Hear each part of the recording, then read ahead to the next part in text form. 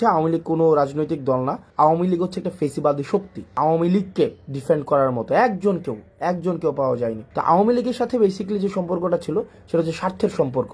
প্রথমত যে বিষয়টি সেটা হচ্ছে যে আমরা আওয়ামী লীগের প্রতি এক ধরনের সিম্প্যাথি ক্যাম্পেইন আমাদের রয়েছে। আমাদের মধ্যে কালচারাল যে হিজামনিটা আওয়ামী লীগ ক্রিয়েট করেছে তাদের মধ্য দিয়ে আমরা দেখছি আওয়ামী প্রীতি, যে আওয়ামী লীগের প্রতি একটা সিম্প্যাথি দেখানোর চেষ্টা করা হচ্ছে যে আওয়ামী লীগ এটা করেছে সেটা করেছে, আওয়ামী লীগের প্রতি ন্যায্যতা নিশ্চিত করা হচ্ছে না, আওয়ামী লীগকে বাকস্বাধীনতা থেকে তাদেরকে রুদ্ধ করা হচ্ছে, তাদেরকে সভা সমিতির থেকে বঞ্চিত করা হচ্ছে, এই ধরনের কথাবার্তা বলা হচ্ছে। তো দেখেন আপনাদের যেটা বলা হচ্ছে এটা হচ্ছে আওয়ামী লাস্ট যে কার্ড রয়েছে, আওয়ামী লীগের সর্বশেষ যেই অস্ত্রটা সেটা হচ্ছে এই কালচারাল হিজেমনি।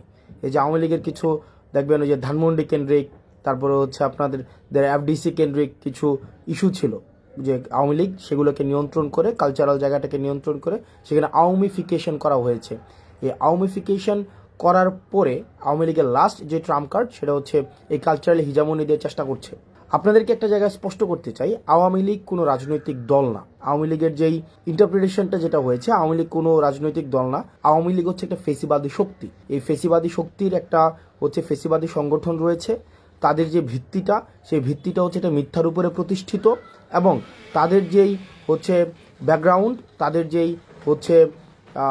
তাদের যেই প্রচারণা এটা হচ্ছে মিথ্যা, তাদের ম্যানিফেস্টো হচ্ছে মিথ্যা এবং প্রপাগান্ডা।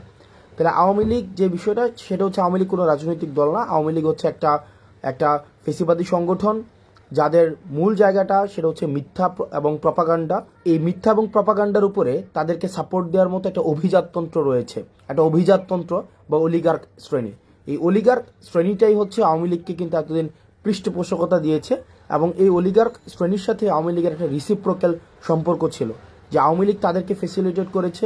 আপনি 10-12টা কোম্পানি, 10-12টা গোষ্ঠী তাদেরকে ফেসিলিটেট করেছে, এবং আওয়ামী লীগকে তারা ফেসিলিটেট করেছে।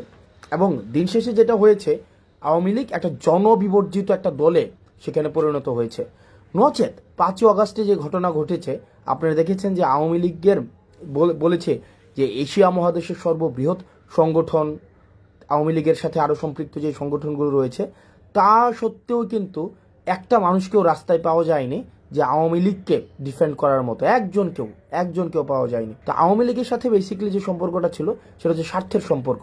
এখন এই ফেসিবাদ পরবর্তী সময়ে আওয়ামী লীগ তো এই দীর্ঘ 1.5 দশকেরও বেশি সময় ধরে আপনার ন্যূনতম যে আপনার যেটাকে বলি যেই মৌলিক অধিকার ছিল, নাগরিক অধিকার ছিল, এই নাগরিক অধিকার পর্যন্ত কিন্তু আওয়ামী লীগ আপনাকে দেয়নি।